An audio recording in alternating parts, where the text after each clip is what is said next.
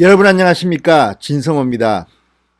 오는 20일이 되면 우리나라에 코로나19 확진자가 발생한 지 꼭 반년이 됩니다. 코로나 반년, 여러분 어떻습니까? 교회, 학교 문을 닫았습니다. 비대면 예배, 비대면 수업이 진행되고 있습니다. 이제 마스크는 일상화가 되었습니다. 그런데 문재인 대통령 코로나와 관련해서 여러분 어떤 기억이 납니까? 확진자가 막 늘기 시작했을 때 영화 기생충 관계자들, 감독, 출연진을 청와대로 불러서 짜파구리 파티를 하면서 활짝 웃던 모습이 국민들한테 상당히 충격을 줬습니다. 그 뒤에도 마스크 수급이 제대로 되지 않아서 문재인 대통령은 잘 된다, 언제부터 된다, 현장에서 챙겨라. 그렇지만 현장에서 정부는 챙기지 못했습니다. 이런 일들이 코로나 반년 동안 기억이 납니다. 반면 문재인 대통령은 코로나에 대해서는 늘 자화자찬을 했습니다. 그런 것들을 보는 국민들의 마음은 아팠습니다. 반면 안철수 전 의원이 대구에 봉사를 하러 떠났을 때 많은 국민들은 박수를 보냈습니다. 코로나의 숨은 영웅들은 그런 분들입니다. 자원봉사자, 묵묵히 숨어서 일한 전문가들입니다. 코로나에 관한 대한민국은 세계 어느 나라보다도 잘 대응했다고 저는 믿습니다. 그중 한 명입니다. 권준욱 부본부장이 18일 브리핑을 하면서 기자들과 일문일답을 했는데 가슴이 찡합니다. 권준욱 부본부장은 사과를 했습니다. 돌이켜보니까 사과할 일이 너무 많다. 그러면서 몇 가지 사과를 했습니다. 또 마지막 브리핑 때는 또 하겠다고 했습니다. 기자들이 가슴이 찡했던 모양입니다. 중앙일보 인터넷판 홈페이지는 탑 기사로 이 권준욱의 사과를 올렸습니다. 조선닷컴도 비중 있는 기사로 다루고 있습니다. 이게 바로 코로나를 대처하는 대한민국의 힘이 아닐까 싶습니다. 진성호의 직설 시작합니다.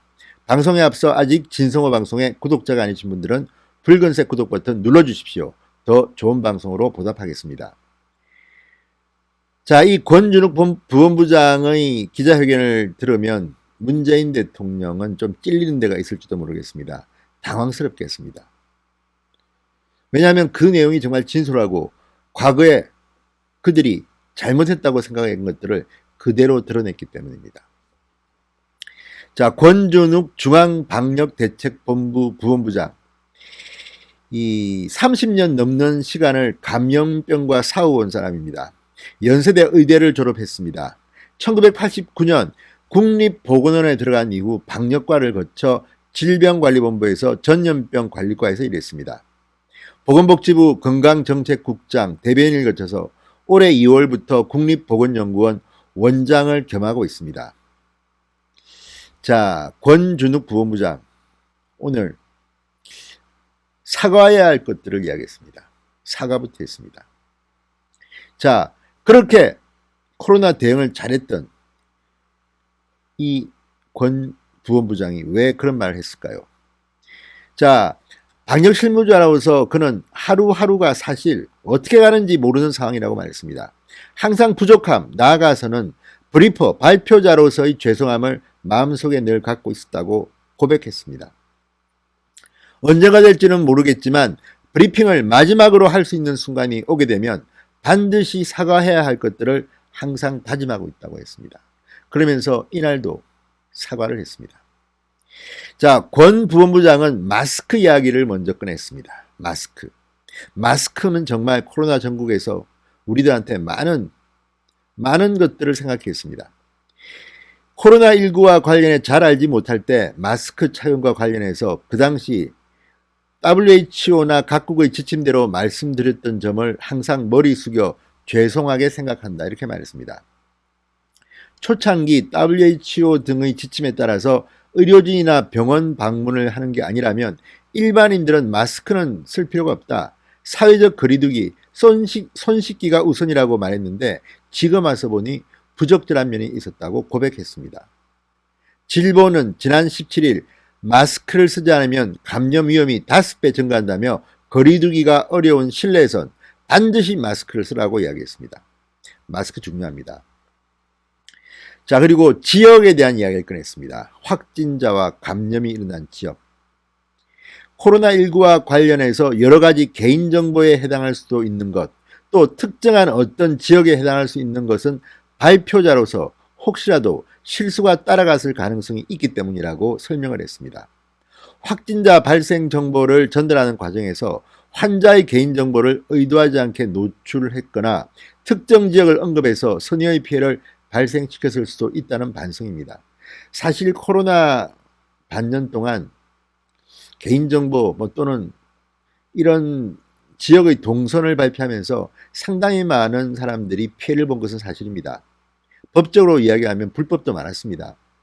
특히 지역 상권은 이것 때문에 요동쳤습니다. 엉뚱한 정보를 권력을 쥔 자들이 자랑하듯이 배포했다가 망신을 당한 일도 있었습니다. 박영선 장관이 반성해야 될 겁니다. 자, 어쨌든 이런 일들, 박 장관 본인이 아니라 그 보좌관으로 알고 있습니다만 이런 일들이 상당히 많았습니다. 인권 침해성 일들도 아마 벌어졌을 겁니다. 이것을 지금 권 부본부장은 사과하고 있는 겁니다. 이 방역 실무자로서의 소외보다도 브리핑 과정에서 잘못됐거나 실수했거나 잘못 얘기했던 것들을 차곡차곡 해놨다가 나중에 수정하고 마지막 순간에 모아서 정확하게 해명하도록 준비하고 있다고도 말했습니다. 자, 권 부본부장은 어제 브리핑에서 에어컨을 통한 공기 전파 우려에 대해서는 조심스러운 모습을 보였습니다. 이미 200여 명의 전문가가 세계보건기구의 공기 전파 가능성에 대해 인정과 대책을 촉구한 바 있다. 현재로서는 비말의 경우 공기 흐름을 통해 통상적 감염 범위인 2m 이내 거리보다 좀 더 먼 거리에서 감염 가능성을 보이고 있는 것도 사실이라고 설명했습니다. 방역당국으로서는 특별히 밀폐된 환경에서 많은 사람들의 활동이 이루어지는 장소에 대한 방역수칙 준수, 거리두기 이행을 당부드리는 이유라고 했습니다. 무엇보다 여름 휴가철 코로나19 확산을 두려워하기도 했습니다.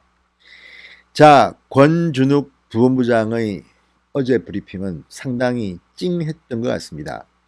그는 이 우리나라에서의 코로나 대응과 관련해서 두 번의 변곡점이 있다고 말합니다. 첫 번째 변곡점은 대구에서 발생한 집단 감염, 두 번째 변곡점은 수도권 감염입니다. 서울 이태원 클럽을 중심으로 발생한 집단 감염입니다. 자, 이것들을 차분하게 설명하면서 그는 인간은 완전할 수 없다는 것을 알고 있는 듯 했습니다. 문재인 대통령이 자화자찬했던 그 코로나 방역, 그 뒤에는 이런 권 부본부장 같은 사람이 있었기에 강력한 것입니다. 문재인 대통령은 좀 더 겸손해지기 바랍니다. 진성호의 직설이었습니다. 여러분 감사합니다.